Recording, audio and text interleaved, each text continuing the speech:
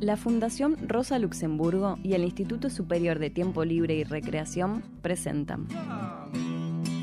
A esperança verdadeira implica mi movimento en la historia actuando para rehacer el mundo. De Diálogos y Praxis, 100 años de Paulo Freire. Fora de rehacer el mundo con mi praxis ao lado de outras praxis, não há como tener esperanza. Es una espera. Un podcast para reflexionar sobre la dimensión de su obra en las luchas y experiencias latinoamericanas. En esta serie de 5 episodios vamos a recuperar el legado de Paulo Freire, a partir de relatos y experiencias de educación y comunicación popular, para reconstruir la historia de la militancia y las luchas rurales que se extienden desde los años 60 hasta nuestros días. ¿Cómo puede el pensamiento de Paulo Freire ayudarnos a reflexionar sobre los retos del mundo actual? ¿Qué hay de Freire en los lugares en los que no se habla de él? Episodio 2. La dimensión pedagógica y comunitaria de la agroecología. La agroecología es una ciencia, práctica y movimiento social, y a la vez es una estrategia de transformación de las formas de producir y consumir. En este episodio, Delina Puma, Raúl Aramendi, Gerardo Segovia y Marcela Bobato nos acercarán al mundo que concibe la producción de alimentos de otra forma. ¿Es solo la agroecología un conjunto de conocimientos y técnicas para producir alimentos en armonía con la naturaleza? Raúl Aramendi, pedagogo y fundador de la Multiversidad Popular de Misiones, comparte una reflexión a partir de esta pregunta. Es una filosofía de vida que nace desde la relación entre el ser humano y la naturaleza. Mientras que la agronomía lo que hace es ver cómo explota la naturaleza, cómo le extrae a la naturaleza bienes y servicios a efectos de producir un crecimiento de carácter más económico que social siempre. La agroecología busca una manera distinta de vivir en armonía con la naturaleza y de producir los bienes y servicios, pero en estricta armonía con la naturaleza. Por lo tanto, es una filosofía de vida que ensambla perfectamente con la filosofía de vida de la educación popular, que es vivir en armonía todos los seres humanos entre nosotros, de tal manera que podamos tener una vida social, política, cultural y económica armónica. Podemos pensar esa armonía que plantea Raúl Aramendi como una parte importante de la agroecología. Pero, ¿qué otros aportes hace? ¿Cuál es su importancia en otras áreas claves en nuestras vidas? Para responder esta pregunta, invitamos a Delina Puma, secretaria de Producción de la Unión de Trabajadores de la Tierra. Primero, esto de dejar de usar venenos, creo que es lo más importante, porque son venenos que incluso ahora ya están algunos prohibidos o son muy tóxicos. No se respetan los días de carencia, entonces todo ese residuo queda en la verdura y el que lo consume es el que después termina siendo afectado.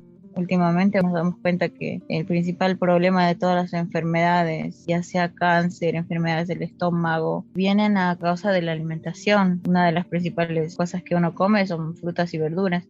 Y es lo que hoy en día viene contaminada. Se llegan a encontrar hasta 50 tipos de residuos en una manzana, en las frutillas, la lechuga. Y pasar de eso a no usar ni un solo veneno, habla de cómo nosotros le hacemos un bien también a la sociedad y en la forma de cómo se alimenta, ¿no? Delina Puma no solo comparte los beneficios que acerca la agroecología a las consumidoras y los consumidores, también nos cuenta cómo la vida de las productoras y los productores es transformada. Por otro lado, la calidad de vida del productor tiene que cambiar, porque nunca se valora el trabajo que pone una familia en el campo y toda su venta está sujeta a intermediarios. Que el productor pueda decidir el precio y pueda poner el valor de su trabajo. También poder compartir todo ese conocimiento que nosotros tenemos. Tenemos que empezar a pensar en los demás. Muchas veces en la producción convencional solo se piensa de manera individual. Solo a mí me tiene que ir bien. En cambio, con la producción agroecológica somos todos iguales y tenemos los mismos derechos, tanto el que produce como el que consume. Entonces también pensar en un precio justo para el que consume. Muchas veces el producto de la quinta termina saliendo casi regalado y vos vas a una verdulería y es carísimo. En ese camino hay muchos intermediarios que obviamente se quedan con su parte y está todo desfasado. Entonces también ahí pensar en quién consume eso y cómo lo está pagando y quién puede acceder también a las verduras, ¿no? Para trazar nuevas formas de producir y de consumir, es necesario aprender nuevas técnicas, recuperar conocimientos ancestrales y desaprender hábitos adquiridos. ¿Cómo se construye conocimiento en la agroecología? ¿Podemos pensar en la categoría de educación bancaria vinculada a la extensión del técnico agrónomo? ¿Es posible entonces pensar en una educación liberadora? Raúl Aramendi nos trae la mirada de Paulo Freire en este tema. Yo creo que si nosotros repasamos las obras de Paulo Freire, ¿no? Por ejemplo, Extensión o Comunicación, entre signos de pregunta, donde él le preguntaba principalmente a los agrónomos si en lugar de hacer extensión, o sea, llevar el conocimiento que ellos construían en un lugar al lugar donde se hacía la práctica, o sea, llevar desde la universidad a los productores, lo que había que hacer no era construir un puente de comunicación en el cual nosotros aprendiéramos de ellos aprendieran de nosotros y los dos juntos aprendiéramos de la práctica conjunta. Ese es el primer libro de Freire, Comunicación o Extensión se llama. En el caso de la agroecología, tienen una herramienta maravillosa en la educación agroecológica, con base en el freirianismo, para liberarse de la tremenda domesticación que tenemos acerca de cómo producir bienes y servicios en relación con la naturaleza. En sintonía con su planteo anterior, Raúl Aramendi reflexiona sobre los diálogos crecientes que se generan entre la agroecología y la educación popular. La agroecología ha sido un fenómeno exponencial que ha nacido y ha crecido enormemente en los últimos años, ¿no? Ha crecido y ha tenido y tiene una presencia cada vez más multiforme en todas las geografías del mundo. Y al trabajar con los mismos sujetos con que trabaja la educación popular, o sea, al nacer la agroecología en el mundo de los campesinos, de los productores familiares, de los pueblos originarios, de los oprimidos y de los reprimidos, al nacer en el mundo de los sectores que buscan más fervientemente la liberación, la de ellos mismos, que al final sería la de todos nosotros también, ¿no? Sería una liberación de la humanidad. Las cosmovisiones de la agroecología y la educación popular se retroalimentan. Ambos mundos encuentran espacios en común. Así lo continúa relatando Raúl Aramendi. Había gente que hacía educación popular y se metió a hacer agroecología. Y había gente que hacía agroecología y se encontró con gente que hacía educación popular. Y por lo tanto, muchas herramientas de la educación popular, por ejemplo, las técnicas participativas, de pronto eran las mejores técnicas para trabajar la agroecología, que partía no de un corpus teórico construido, sino que partía de una práctica social con un naciente corpus teórico que interpretaba esa práctica. Y por lo tanto, la gente de la agroecología era gente muy práctica. Y como además tenía que ver con producir bienes y servicios agrícolas, tenía mucho que ver con el campesinado y tenía mucho que ver con los pueblos originarios y tenía mucho que ver con lo concreto, con la producción, con el trabajo, ¿no? Siguiendo con este tema, la enseñanza de campesino a campesino es una metodología que promueve instancias de trabajo colectivo, con el fin de afirmar conocimientos y transmitirlos de manera horizontal y solidaria. Es un mecanismo de empoderamiento de los sectores rurales, lejos de la mirada externa y paternalista de la extensión tradicional.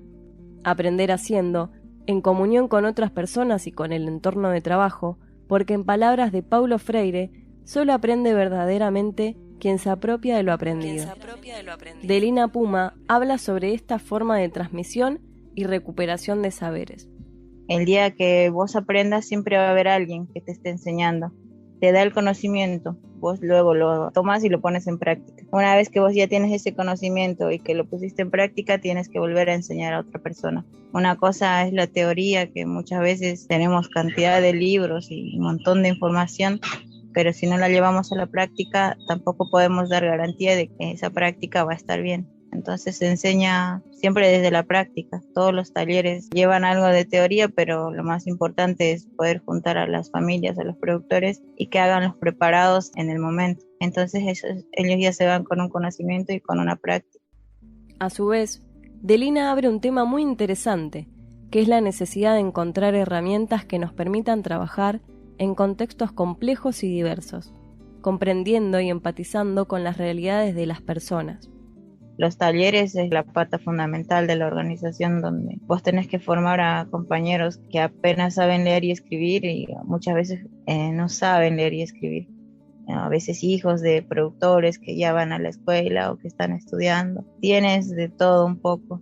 Pero bueno, la única manera que nosotros encontramos de que todos aprendan por igual es con la práctica. Entonces eso hace que no tengan que escribir rápido, sino que hacer el preparado hace que uno pueda aprender y quede la receta en la cabeza, como quedarte la receta, no sé, de la torta frita. Entonces, bueno, si hacemos 1, 2, 3, 5 veces, en algún momento nos queda en la cabeza. Y otra también es que a veces cuando nosotros terminamos un taller, los productores se organizan entre ellos mismos y van haciendo los preparados en la casa de cada uno. Entonces, por ejemplo, esta semana le hacemos todos los preparados a María. Van 15 productores y le hacen todo el día los preparados. Y María pone la comida. En la otra semana vamos a la casa de Juan y pasan 15 semanas y tienen todos los preparados.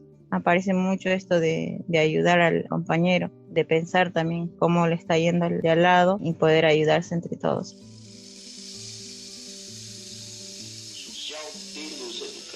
Se o grupo me quer escuchar, não puedo negar-lhe minha voz. Pero em seguida, eu demonstro que necessito também de sua voz. Minha voz não tem sentido sem a voz do grupo. E lo evito e lo desafio. O ponto de partida da educação está no contexto cultural, ideológico, político, social dos educandos. O educador é também um artista.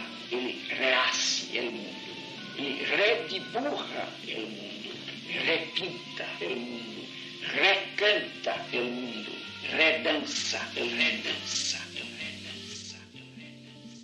La Red de Agricultura Orgánica de Misiones es un espacio colectivo de articulación y comunicación que promueve un modelo de producción agroecológica.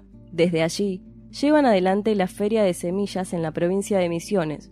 Su presidente, Gerardo Segovia, que además es licenciado en Trabajo Social, educador popular y actual trabajador de la Secretaría de Agricultura Familiar, Campesina e Indígena del Ministerio de la Nación, habla sobre esto y también acerca de los modos en los que se transmiten estas experiencias.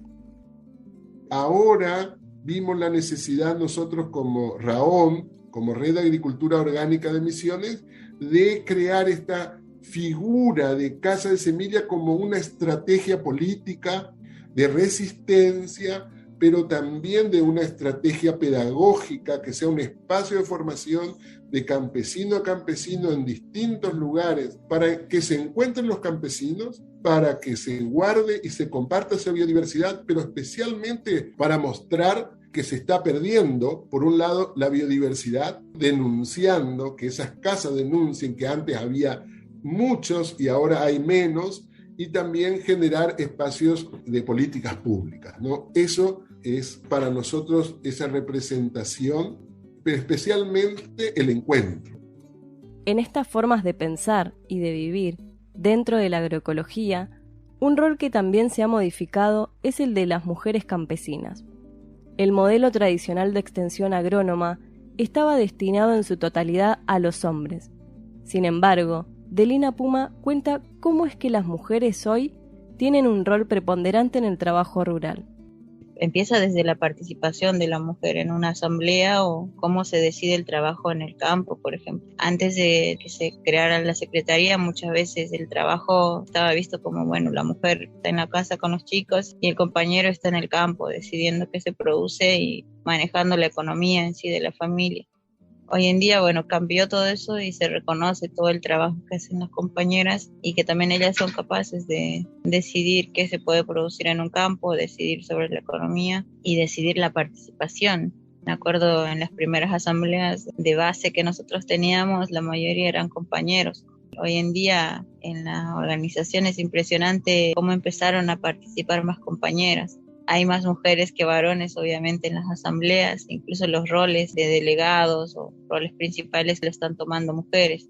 Y vemos la fuerza que tienen las compañeras de hacer avanzar todo mucho más rápido. Los cambios son notorios. Hay mayor participación de las mujeres en lugares claves, y eso es gracias a la organización que ellas llevan adelante diariamente. Delina Puma también comparte cómo la mirada de las mujeres sobre lo cotidiano impactan las decisiones colectivas.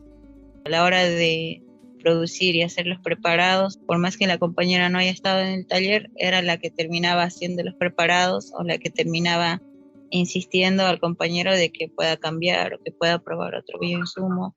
En realidad es la que se preocupa por la salud de los chicos también. Cuando se fumiga, los chicos no pueden estar en el campo, hay que estar cuidándolos de que no salgan. Entonces la mujer siempre está como preocupándose por la salud de la familia, de los chicos, y es la que siempre está diciendo no hay que usar más venenos. Y sabemos que hay otra forma de producir, hay otra alternativa, hay que empezar a usarla. Marcela Bobato, médica pediatra, especialista en medicinas alternativas y fundadora del movimiento de salud Like Crimpo, también nos da su mirada sobre este tema.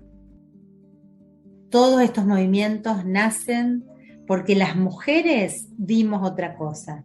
Vimos qué es lo que estaba pasando con la salud de las comunidades y con este sistema de salud que no respondía a esas necesidades. Y ahí nos pusimos en marcha. Las mujeres acá, grupos de campesinas, se dieron cuenta que sus hijos, a pesar de estar en el campo, eran desnutridos y se morían por desnutrición. Entonces empezaron a pensar juntas, ¿qué podemos hacer para esta situación? Las mujeres se dieron cuenta de que esas semillas cada vez eran de menor diversidad. Yo creo que ahí está también la génesis de este ecofeminismo, ¿no? Para Paulo Freire, la agroecología debe estar presente en cualquier práctica educativa, si ésta pretende ser liberadora. Se trata de amar el mundo que nos rodea, para poder ser respetuosos y responsables de nuestras acciones. Gerardo Segovia y Marcela Bobato, coherentes con ese legado, explican lo siguiente. Para nosotros es imperioso ecologizar todas las dimensiones, las ciudades, las colonias, los parajes, porque este modelo ha llegado a todos los niveles, ¿no? Pero nos parece fundamental el tema de los jóvenes porque hay toda una cultura de la buena alimentación o el tema de no comer agrotóxicos. Hay muchísima juventud que está ahí empujándonos, interpelándonos a este modelo depredador de la vida y privatizador de la vida que decimos. Entonces, nos parece fundamental llegar a todas las ciudades. Se llega a las ciudades con las ferias francas, con los mercados concentradores, con los lugares de venta, que llega a las ciudades esta economía popular, pero que esté en manos de los agricultores, no de intermediarios. Marcela, Gerardo y Delina Puma nos dejan algunas reflexiones sobre las luchas y los desafíos a futuro a los que se enfrentan quienes trabajan la tierra. ¿A qué otras cosas nos enfrentamos o le decimos que no? Bueno, a todo lo que atente contra la vida, o sea, no a los agrotóxicos porque destruyen la salud de las personas y las comunidades, no a las represas porque también dificultan que los ríos sigan libres, todo lo que atente contra la vida para todas las formas de vida, le decimos que no. Y no a ese mercado, a los mercados, pero especialmente los agronegocios que realmente nos reducen a 5 semillas para que comamos dentro de la infinita biodiversidad que tenemos, nos reducen nuestro consumo, nos moldean para que pidamos eso, esa cabeza, ese pensamiento dirigido a ese mercado concentrador de la vida, privatizador de la vida, pero especialmente en 10 corporaciones que tienen el control del 80% de semillas. El principal aprendizaje yo creo que es el cambio por el que atraviesa cada persona y cada familia, cambio de vida y entender que bueno, no sos solo vos, sino que somos muchos y que hay que ayudarnos entre todos, solos no llegamos a ningún lado. Y el desafío grande que tenemos es, bueno, empezar a reproducir la agroecología en cantidad. Hay un avance grande en los últimos 4 años desde que nosotros estamos, pero no llegamos al total. Por ejemplo, en nuestra organización, la mayoría de los productores son hortícolas. Después tenemos productores de fruta, productores de cereales, de granos, de granja, de miel. Y a esos lugares hay que llegarlas. Y el desafío es poder empezar a llegar con la agroecología a otras producciones que nosotros no hacemos. Yo creo que la parte más grande, ¿no?, de la producción. Empezamos por la hortícola, que es la que nosotros hacemos, que hoy en día tenemos la experiencia, pero bueno, tenemos que poder llegar a muchos más lugares y empezar a multiplicar también la experiencia y a reproducir toda la experiencia que tenemos acá. Como vimos a lo largo del podcast, la dimensión pedagógica de la agroecología implica reformular las formas de intercambio comerciales, educativos y sociales. Retoma la idea de lo comunitario como un espacio de solidaridad y de trabajo colectivo. Una propuesta liberadora y de cambios concretos frente a un capitalismo que avanza devastando la economía, la naturaleza y las relaciones humanas.